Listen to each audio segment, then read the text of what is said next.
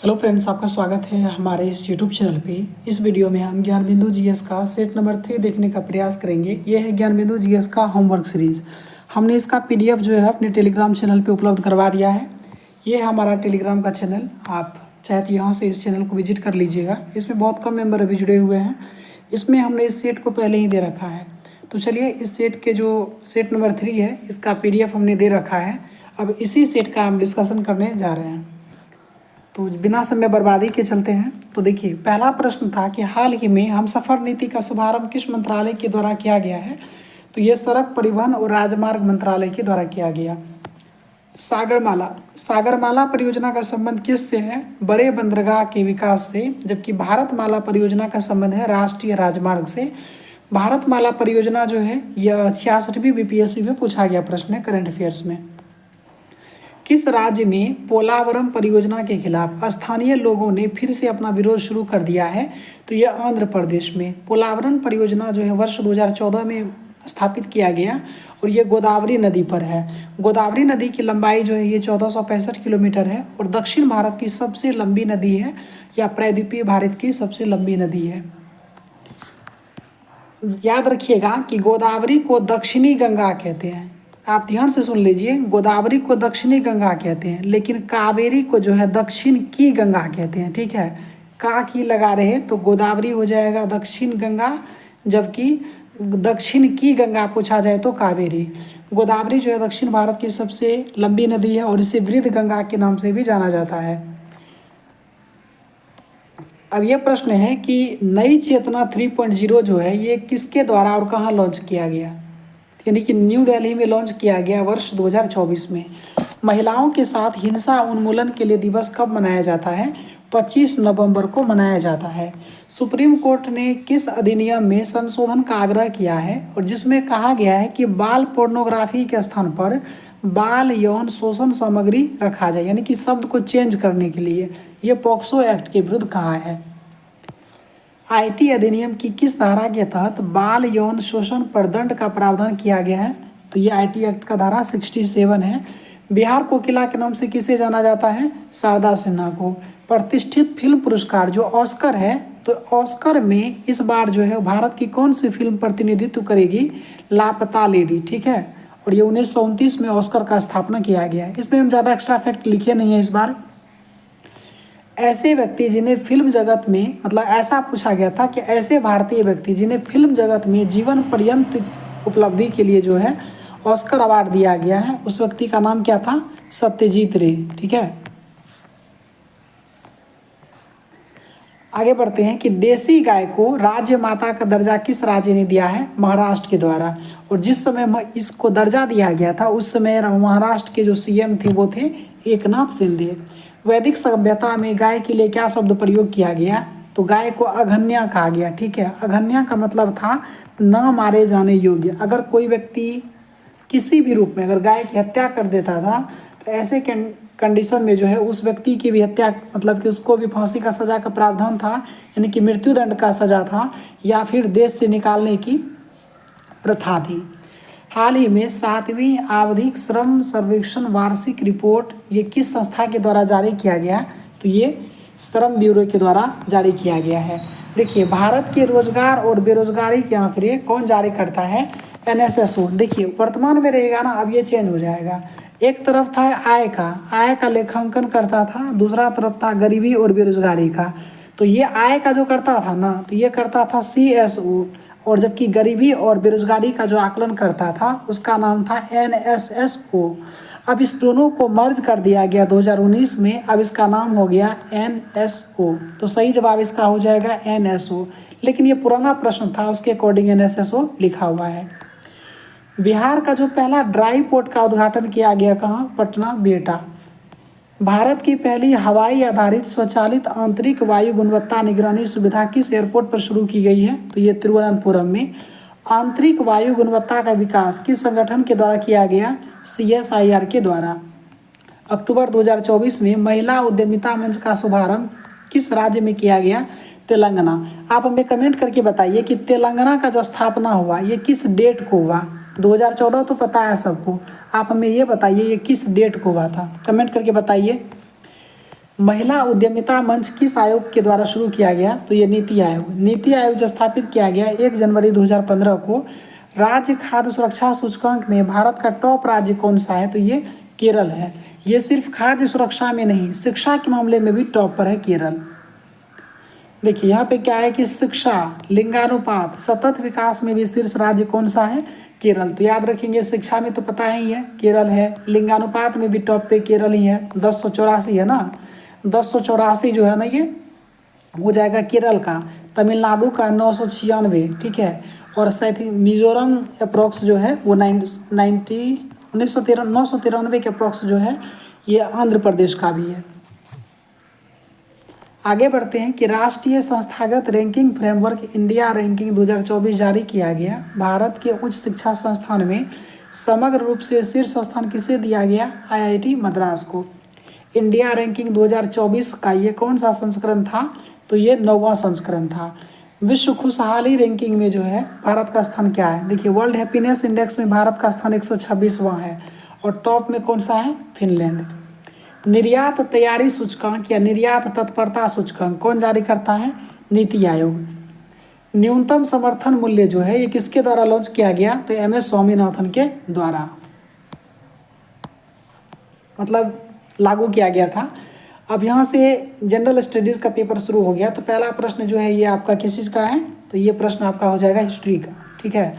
तो बुद्ध ने अपनी अंतिम वर्षा ऋतु कहाँ बिताया? तो बुद्ध ने अपना अंतिम वर्षा ऋतु जो है वैशाली में बिताया, लेकिन सर्वाधिक उपदेश जो दिया था ये कौशल देश की राजधानी जो थी श्रावस्ती, यहाँ सबसे अधिक इन्होंने अपना उपदेश दिया था। और बुद्ध को जो अंगुलीमाल डाकू मिले थे वो भी श्रावस्ती में ही। वैश्विक पर्यावरण रिपोर्ट जो है, पर्यावरण आउटलुक रिपोर्ट कौन जारी करता है? तो ये UNEP करता है, यूनाइटेड नेशंस इन्वायरमेंट प्रोग्राम। इसका स्थापना 1972 में हुआ और इसका मुख्यालय कहाँ है? नैरोबी। नैरोबी जो है केन्या की राजधानी है।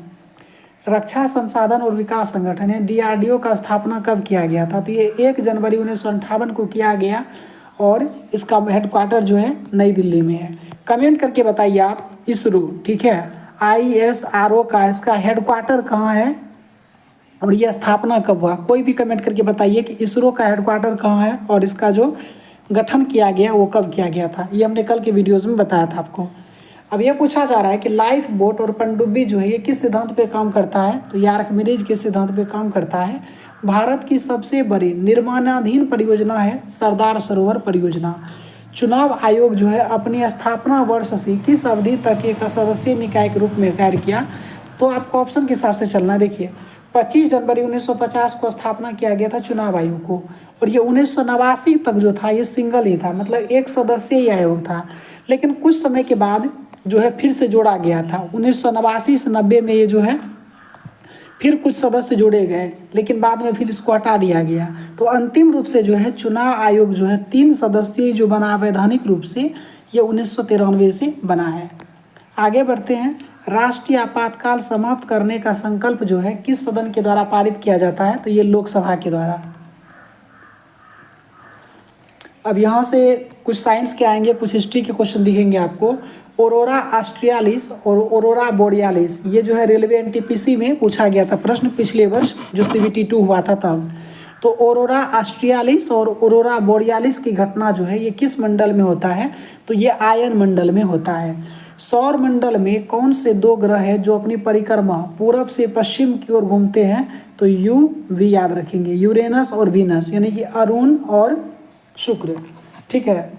अरुण और शुक्र जो है इसका जो परिक्रमण कक्ष है ना वो पूरब से पश्चिम की ओर घूमता है, ठीक है। एक और याद रखिएगा, शनि का एक उपग्रह फोबे, शनि का एक उपग्रह फोबे है जो कि पूरब से पश्चिम की ओर घूमता है। देखिए मेडुला मस्तिष्क के किस भाग से संबंधित है? तो ये पश्चिम मस्तिष्क से संबंधित है। बिहार का जो पहला रामसर साइट है ना तो ये कांवर झील है जो कि बेगूसराय में, जबकि दूसरा साइट जो है ये नागी नकटी है जो कि जमुई में अवस्थित है। विश्व पर्यावरण दिवस, देखिए विश्व पर्यावरण दिवस पहली बार कब मनाया गया? तो ये 5 जून 1974 को मनाया गया। और 1972 का जो पहला स्टॉकहोम सम्मेलन था जो पर्यावरण पर स्थापित पहला कोई शिखर सम्मेलन था, इसी में इस बात की अवधारणा आई विश्व पर्यावरण दिवस की। अब यहाँ से देखिए थोड़ा अच्छा क्वेश्चन बनेगा कि भारत में जो है कौन सी नदी कर्क रेखा को 2 बार काटती है। तो कर्क नदी जो है ना, कर्क रेखा को माही नदी जो है भारत में 2 बार काटती है। और ये माही नदी जो है मध्य प्रदेश के मेहंद झील से निकलती है। अब याद रखिए, देखिए जैसे ये हमारा पृथ्वी हो गया ना, तो ये हमारा भूमध्य रेखा हो गया। 23.5 डिग्री उत्तरी अक्षांश को कर्क रेखा कहते हैं, जबकि 23.5 डिग्री दक्षिणी अक्षांश को मकर कहते हैं। तो भारत उत्तरी गोलार्ध में है, इसीलिए कर्क रेखा चलता है। अब देखिए मकर रेखा को 2 बार काटने वाली, यानी कि ये वाला रेखा जो हो गया ना, ये मकर रेखा, इसको जो 2 बार काटने वाली नदी है उसका नाम है लिम्पोपो। जबकि भूमध्य रेखा, ये वाला जो रेखा है, जैसे लेख चलिए कि ये हमारा पृथ्वी हो गया ना, तो ये बीच से जो रेखा है ये काल्पनिक रेखा है। इस रेखा को 2 बार काटने वाली जो नदी है उसको कहते हैं कांगो या जैरे। तो आप यहाँ पे स्पष्ट रूप से देख सकते हैं। अब देखिए घाघरा नदी जो है गंगा में कहाँ पर आकर के मिलती है। तो गंगा में जो कौन कौन सी प्रमुख नदियाँ हैं जो बिहार में आके मिलती है, तो घाघरा नदी जो गंगा में आकर के मिलती है ये छपरा में। जबकि गंडक नदी जो गंगा से मिलती है ये सोनपुर में। कोसी नदी, ये 1275 का दरोगा प्री में पूछा गया था कि कोसी नदी जो है कहाँ गंगा में जाकर के मिल जाती है, कटिहार के कुर्सेला में। ऑप्शन में कुर्सेला ही दिया गया था। जबकि सोन नदी जो है ये दानापुर में मिलती है। अब देखिए देखते हैं कि नर्मदा और ताप्ती नदी के बीच कौन सी पहाड़ी है। तो आप देखिएगा जैसे ये जो है ना, ये नर्मदा नदी हो गया, ये नर्मदा नदी हो गया, और ये जो है ये आपकी ताप्ती नदी है। और इसी के बीच से आप देखिएगा तो ये सतपुड़ा पर्वत है, ठीक है, ये सतपुड़ा पर्वत है और ये विंध्य पर्वत है। अब आप इसको ध्यान से देख लीजिए कि नर्मदा और ताप्ती नदी के बीच अवस्थित पहाड़ी कौन सा है। तो ये नर्मदा हो गया, ये ताप्ती हो गया, तो इसके बीच में कौन सा है, सतपुड़ा। अब नर्मदा नदी जो है ये सतपुड़ा और विंध्यन श्रेणी के बीच में है। तो यहाँ पे आपको 3-4 क्वेश्चन जो है इस फिगर से आपको याद हो जाना चाहिए। आप चाहे तो इसका स्क्रीनशॉट लेके रख सकते हैं रिवीजन के लिए। अब देखिए इलाहाबाद की संधि जो है किस युद्ध के बाद हुई। तो ये 22 अक्टूबर 1764 को जो हुआ था, ये बक्सर का युद्ध हुआ। 22 अक्टूबर 1764 के बाद जो, यानी कि बक्सर के युद्ध के बाद जो है इलाहाबाद की संधि हुई। इलाहाबाद की संधि जो हुई तो ये 12 और 16 अगस्त को, 12 अगस्त 1765 और 16 अगस्त 1765 को। 12 अगस्त को जो हुआ था ये शाह आलम द्वितीय के साथ हुआ था। जबकि 16 अगस्त को जो हुआ था ये शुजाउद्दौला के साथ हुआ था, ठीक है। और याद रखिए, ये रखेंगे आप कि बक्सर का युद्ध जो हुआ था इसमें ब्रिटिश सेना का जो नेतृत्व किया था हेक्टर मुनरो ने किया। जबकि उधर भारत में कौन सब थे, ये था शुजाउद्दौला, सिराजुद्दौला नहीं थे, ये थे शुजाउद्दौला जो कि अवध के नवाब थे। मीर कासिम थे बंगाल के नवाब, जबकि शाह आलम द्वितीय जो थे ये मुगल सम्राट थे। अब यहाँ पे ज्योग्राफी, हिस्ट्री और पॉलिटिकल देखेंगे हम कि भारत के साथ बांग्लादेश की स्थलीय सीमा कितना है। तो ये है 4096.67 किलोमीटर, 4096.7 जो है ये है। और ये रेलवे ग्रुप डी में भी पूछा गया था ये प्रश्न। तो भारत के साथ सबसे लंबा सीमा बांग्लादेश लगाता है। 2 नंबर पे आप आता है चीन। चीन जो लगाता है ना ये 3488 लगाता है चीन। 3 नंबर पे आपका आता है पाकिस्तान। पाकिस्तान जो है पाकिस्तान का है 3323 किलोमीटर।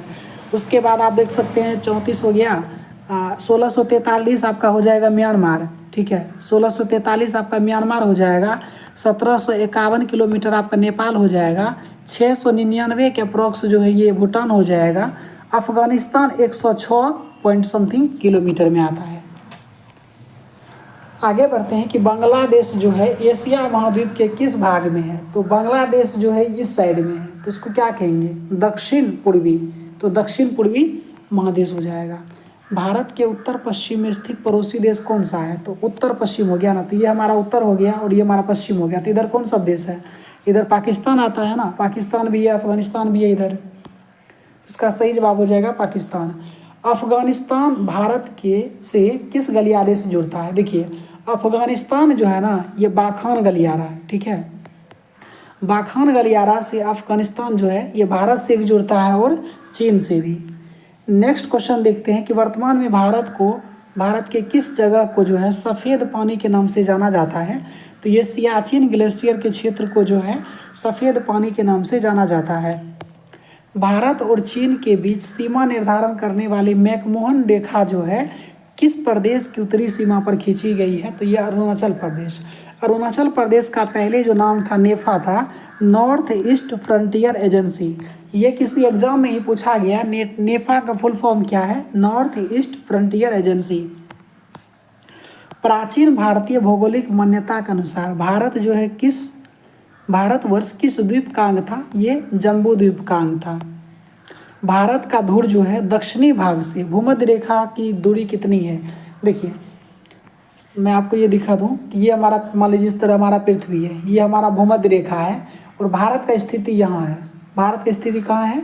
इस साइड में है। तो भारत का जो सबसे अंतिम बिंदु यहाँ है ना, इसका डिस्टेंस इस दूरी से पूछ रहा है कितना है, तो इसका डिस्टेंस है 876 किलोमीटर। भारत की मुख्य भूमि को रामेश्वरम द्वीप से कौन अलग करता है? तो ये पंबन चैनल करता है। ठीक है, आगे बढ़ते हैं कि कौन सा जलाशय जो है अंडमान को निकोबार द्वीप समूह से अलग करता है? तो देखिए जैसे यहाँ पे पहले होता है मालदीव, फिर यहाँ पे मिनिकॉय, फिर यहाँ पे आता है लक्षद्वीप। तो 8 डिग्री चैनल जो है ना, ये मालदीव और मिनिकॉय के बीच है 8 डिग्री। 9 डिग्री चैनल जो है ना मिनिकॉय और कवारत्ती के बीच में है, और 10 डिग्री चैनल जो है ऊपर में, ये किसके बीच है? अंडमान को निकोबार द्वीप समूह से अलग करता है। अब देखिए भारत का अक्षांशीय और देशांतरीय विस्तार क्या है? थोड़ा सा मैं आपको मैप के द्वारा बता दूं तो भारत का जो अक्षांशीय विस्तार हो गया तो ये 8 डिग्री 4 मिनट, मतलब इस प्रकार से जो भारत का लेंथ हो जाएगा। मैं थोड़ा सा आपको ज़्यादा तो नहीं, यहाँ पे थोड़ा सा आपको ऐसे कुछ खींच करके बता देता हूँ। यहाँ पे मान लीजिए हमारा भारत है, तो भारत का जो अक्षांशीय विस्तार है ना, यहाँ से शुरू होगा। थोड़ा सा आपसे हम थोड़ा टाइम लेंगे। देखिए अक्षांशीय विस्तार जो है ना, यहाँ से लेकर के यहाँ तक आएगा, हालांकि इधर अंडमान निकोबार है। ठीक है, तो भारत का अक्षांशीय विस्तार जो है 8 डिग्री 4 मिनट से, यहाँ पे 8 डिग्री 4 मिनट से यहाँ पे आता है 37 डिग्री 6 मिनट उत्तरी अक्षांश। जबकि देशांतरीय विस्तार रहेगा ना, तो यहाँ से यहाँ तक आता है। ठीक है, हालांकि थोड़ा मैप उल्टा बन गया है। देशांतरीय विस्तार जो है ना 68 डिग्री 7 मिनट से 97 डिग्री 25 मिनट पूर्वी देशांतर। देखिए इस प्रकार है ना, भारत हमारा इस कंडीशन में है। तो अक्षांशीय दृष्टिकोण से ये जो रेखा है भूमध्य रेखा कहते हैं, यह एक प्रकार से अक्षांश रेखा है। अक्षांशीय दृष्टिकोण से भारत कहाँ है? उत्तर साइड में है, जबकि देशांतरीय दृष्टिकोण से ये है पूरब की ओर। तो इसीलिए इसका अक्षांशीय विस्तार हो गया 8 डिग्री 4 मिनट से 37 डिग्री 6 मिनट उत्तरी अक्षांश, जबकि देशांतरीय विस्तार जो हो गया 68 डिग्री 7 मिनट से 97 डिग्री 25 मिनट पूर्वी देशांतर। लेकिन संपूर्ण भारत जब पूछ लिया जाए, कहने का मतलब हो गया यहाँ पे अंडमान निकोबार को भी काउंट कर लिया जाए, तब हो जाएगा 6 डिग्री 4 मिनट से 37 डिग्री 6 मिनट उत्तरी अक्षांश।